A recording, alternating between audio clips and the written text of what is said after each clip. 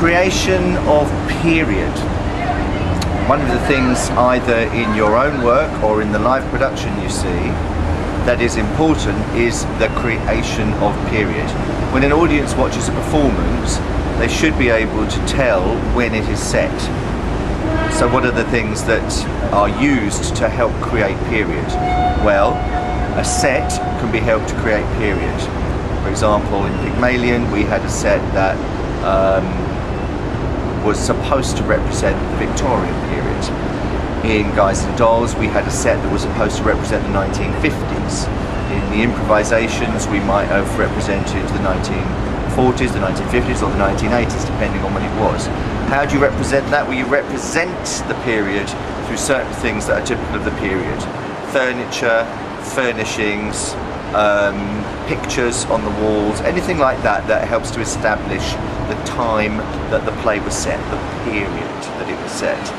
One of the other things is the language that is used. So for example, if it's a 1950s play, the language will be more formal than if it is a 1990s play or if it is 2013, 2014, whenever. So there's a more formal style of language. Included in that, if you are creating your own improvisation and you want to create a feeling of period, and it is, for example, say the 1940s, then what you do is you research the slang of that period and you use that slang. Costume. Costume is a very, very good indicator of period.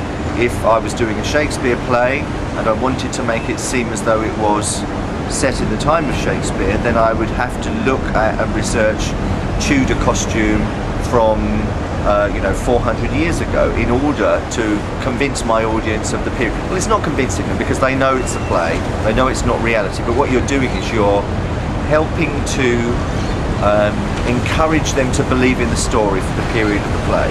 In the same way, when we watch a movie and we see people being shot and killed, we know they're not really being shot and killed and it's just actors and stage effects, but we try to, and the phrase is, suspend our disbelief.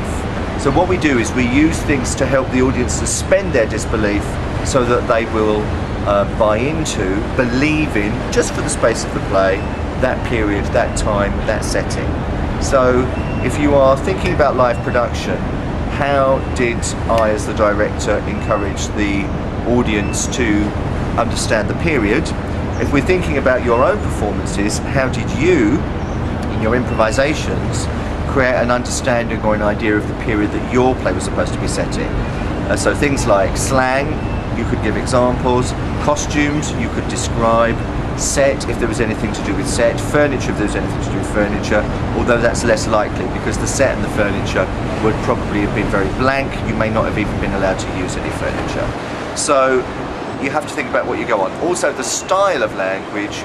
The style of language is more formal, maybe in things like the 1940s and 1950s, than it is when you come up to the present day, anywhere from about the 1980s onwards. But there is still slang from the 1980s onwards that kind of sets the time.